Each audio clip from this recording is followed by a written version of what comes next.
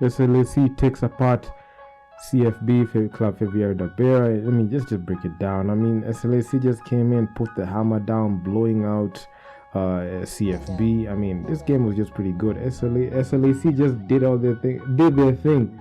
I mean, they shot 55% from the field, 54% from 2-point field goals, and 56% from the line. I mean, the best shooting, I mean, from deep. I mean, 13 out of 23 shots from deep went in. I mean, they shot 32 out of 58. After 58 attempts, made 32. I mean, out of 35, made 19. I mean, it was just good shooting. But CFB, I mean, they just came in this game so cold. 8 out of 80 shots, they only sunk 31. I mean, this is such a deplorable performance by them.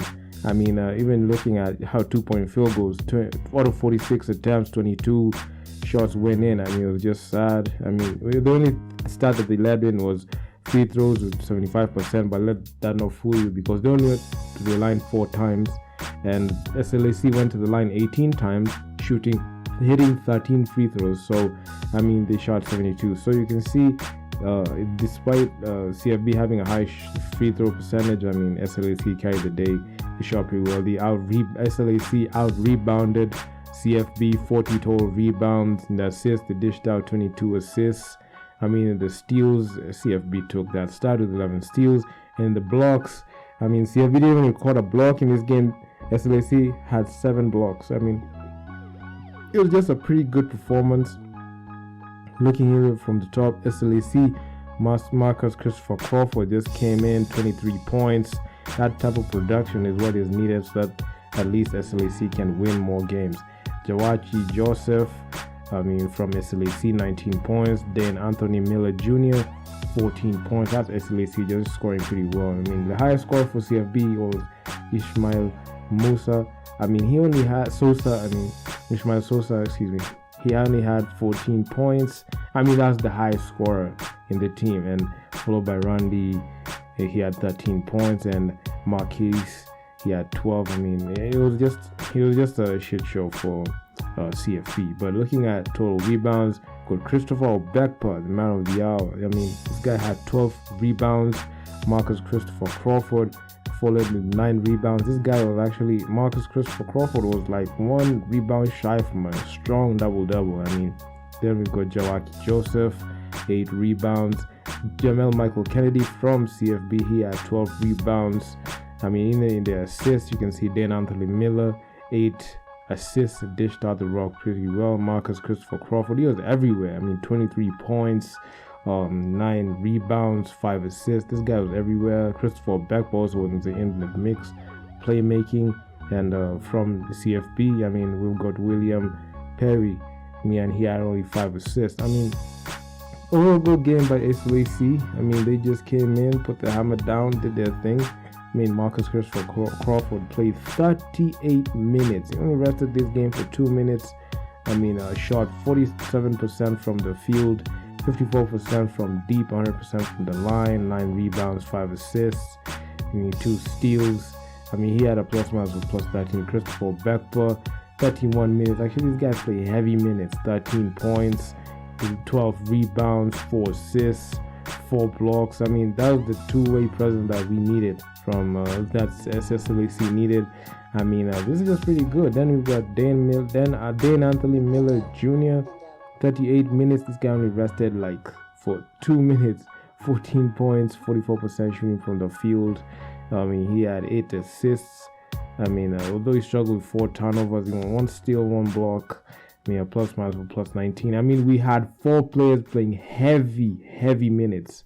I mean, it was just, just good to watch. I mean, Jawaki Joseph, 36 minutes, 19 points, 57% shooting from the field. Actually, all the guys who play heavy minutes shot above 45%, and it's actually pretty good, showing that how efficient they were.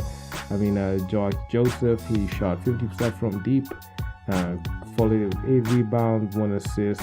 He struggled with 5 turnovers. He had 1 steal, 1 block. I mean, overall good game by SLAC, Club Ferroviário. I mean, really struggled. Didn't have even a slight good game. I mean, no player aside from Ismail scored more than 14 points. I mean, the only two players who scored double digits. Overall, cold game for them. I mean, even if you looking even at the advanced stats, I mean, not even advanced stats, like other stats. I mean, bench points, we have CFB. They led in bench points with 32 points. I mean, but looking at how SLAC just came in, they just dominated the majority of the stats. I mean, shooting wise, rebounds, assists, blocks. I mean, those are the things that, you know, enable the team to win a ball game.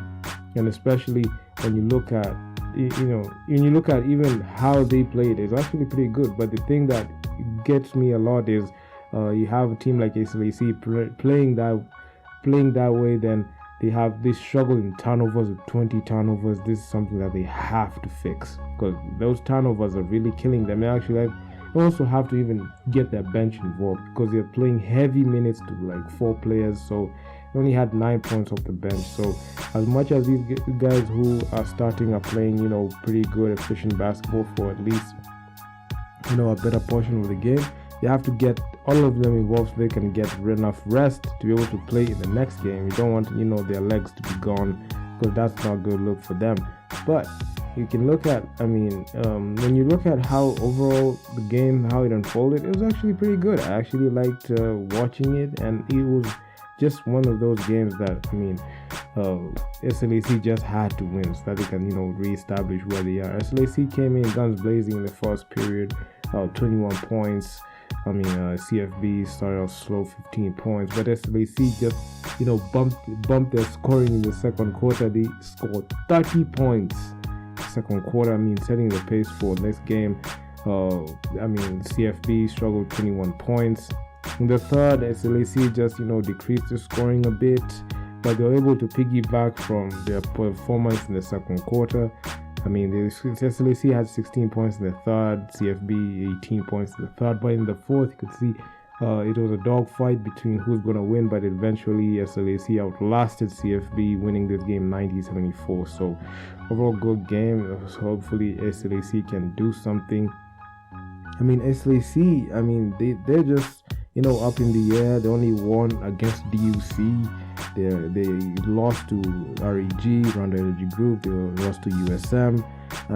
They just had to get that win going. So, if Clube Ferroviário, they're just everywhere. They lost to USM, they lost to DUC, they lost to SLAC. So, I don't know the expectation that Clube Ferroviário de Beira have. So, I'm not sure. But, overall good game by SLAC. They needed that win so that they can tie this. They can tie the record at 2-2. So, yeah, overall good game. So, that's it for me. So if you guys like the video, make sure to leave your feedback down in the comment section. What you think about this game? What you think about, you know, the BAL games? What you think about this game, SLAC versus Ferroviário de Beira?